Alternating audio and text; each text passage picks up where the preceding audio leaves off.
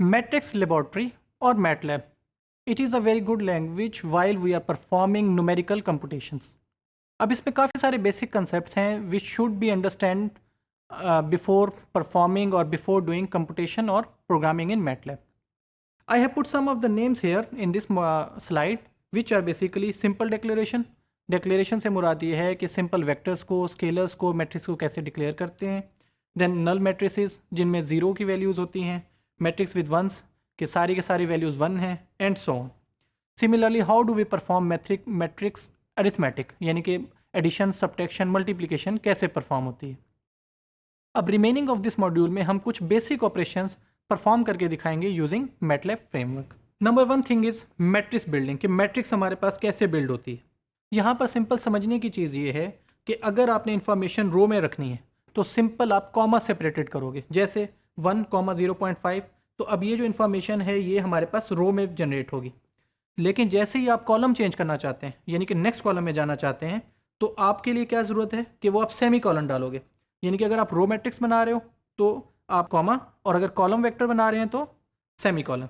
अब इसकी मदद से जब हम इस इंफॉर्मेशन को ऐसे रखेंगे तो हमारे पास जो मैट्रिक्स बनेगी that would be in the form of this thing कि हमारे पास 1 से लेके 0.75 तक पहले है, उसके बाद जहाँ पे सेमी कॉलन आता जा रहा है वो वहाँ पर हम यूज़ कर रहे हैं. इन पर्टिकुलर दिस एग्जाम्पल हमारी पहली रो यहाँ तक थी क्योंकि सेमी कॉलन यहाँ आया तो 1, 0.5, 0.6 और 3, फिर दूसरी रो आई, फिर तीसरी एंड सो ऑन.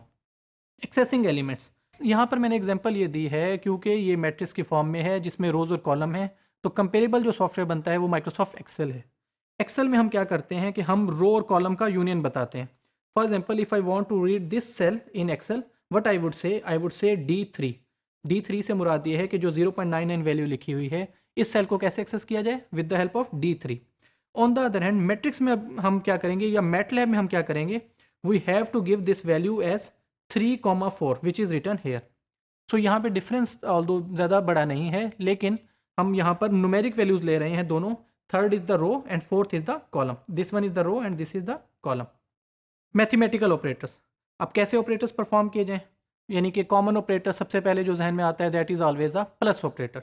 अब वो उसकी एग्जांपल हमने ये ली और थोड़ा सा एक्सप्लेन करने के लिए कि डाटा कैसे जनरेट करते हैं. यहाँ पे हमने एडिशन ये किया कि data is equal to random 5, 1. इससे मुराद ये है कि ऐसी एक मैट्रिक्स बनाई जाए जिसमें 5 रोज हों और 1 कॉलम हो.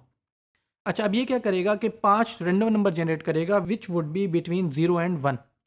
5 नंबर होंगे जो 0 और 1 के दरमियान है और वो 5 रोज में होंगे. 5 रोज से मुराद है 1 रो, 2 रो, 3rd, 4th एंड 5th. और कॉलम सिंपल एक होगा. फिर a इज इक्वल टू 10 और फिर रिजल्ट क्या है कि जो डाटा है उसमें a को ऐड कर दो, यानी कि जो 5 नंबर आपने लिए थे उनमें +10 करता जाए. इससे मुराद ये है कि इस पर्टिकुलर एग्जांपल का एडवांटेज ये है कि कैसे रैंडम डाटा जनरेट किया जाए, फिर उसमें एडिशन जब की जाए तो क्या हो. अब यहाँ पे अब ब्यूटी ये देखें कि आपने रोज़ तो बनाई थी 5, लेकिन ए आपने एक दफ़ा जमा किया तो सब की सब रोज़ में ऐड हो जाएगा automatically which is shown in this part of the figure. Then what are the different functions.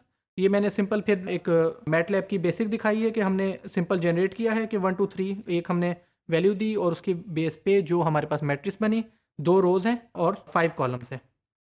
Then if I want to calculate mean of that result कि उनकी वैल्यू एवरेज अगर हम लेना चाहते हैं तो अब यहाँ पे समझने वाली चीज़ ये है कि एवरेज कैसे कैलकुलेट हो रही है इस कॉलम की, यानी कि 7 है तो divided by 2 3.5, 9 4.5 and so on.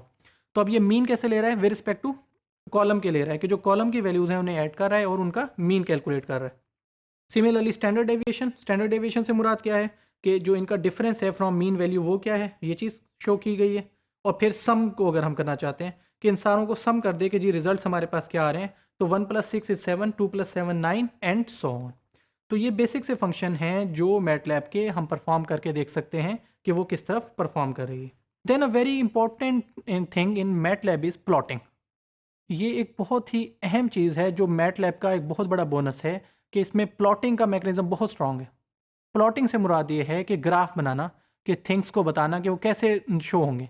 For example in particular cases if we want to see the plot of grading in a particular class, तो हम क्या करते हैं, नंबर्स देते हैं और उनके क्लास के अगेंस्ट ग्रेड दे देते हैं कि उन लोगों के क्या ग्रेड्स आए थे. That particular example is shown here कि हम क्या करते हैं, डाटा देते हैं या हम एक्स और वाई कोऑर्डिनेट्स दे देते हैं. एक्स कोऑर्डिनेट्स पे हम सपोज करें नंबर दे रहे हैं और वाई कोऑर्डिनेट्स पे ग्रेड दे रहे हैं.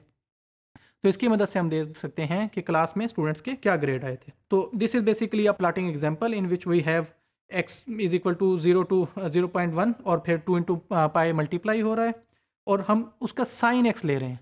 यानी कि ये सिंपल क्या करेगा, जब इसे मैं प्रिंट करूँगा तो ये 0 से लेके हमारे पास वैल्यू चलेगी 0.1 तक और फिर उसको 2 इंटू पाई से मल्टीप्लाई किया जाएगा और उसका जो साइन एक्स आ रहा है उसे प्लॉट किया जा रहा है।